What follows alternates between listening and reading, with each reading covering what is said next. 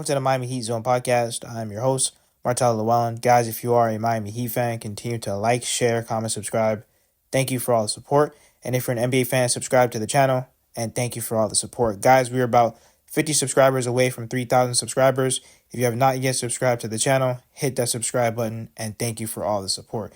So Rasheed Wallace was talking about Bam Adebayo, and he said, Miami, in my opinion, all they need is a true center. I love Bam. That's my guy.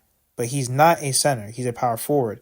So you got him going against the Embiids, the Jokers, the Goberts, guys who got him by at least 4 to 5 inches and outweigh him by at least 60 to 80 pounds. That makes a difference at some point in the game. I think Miami, all they need is a big man. Their guards are good. They're solid. And Stephen A. Smith said, Bam's really a power forward. Now, I do have to agree with them to some degree. I think he's done a phenomenal job by being 6'9" and being a center for the Miami Heat. However, they are right. I think Bam Adebayo, his workload for the Miami Heat is tremendous. Guarding 1 through 5, rebounding, setting screens. He's the only one really on this team that's catching lobs on a consistent basis. He does a lot for this Miami Heat team. And they're right. It's really not fair for him to be going against Embiids, the Jokers, the Goberts, all the other centers across the NBA who they're a lot taller than him. They have more size than him, which causes him to work even harder. And then they want him also to go on the other end and score 20 points a game.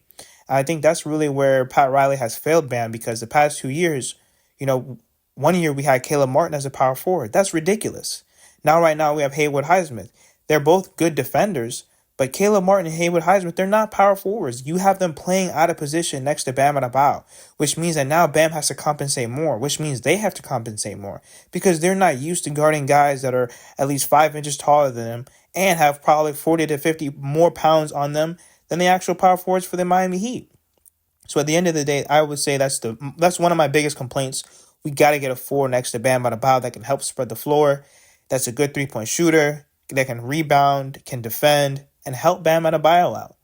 We need a power forward that's going to help him. And if you're not going to put him at the power forward position, get him some other bigs, because Thomas Bryant, unfortunately, he's not cutting it. But could you imagine? I think that Bam Adebayo would really flourish in his role as a power forward. I know a lot of Miami Heat fans have said this.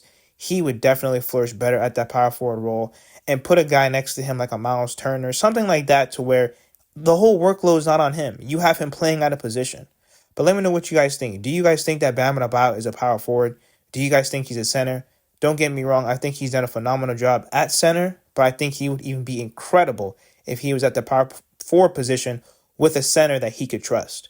Let me know what you guys think in the comments. Like, share, comment, subscribe as we continue to push to 3,000 subscribers.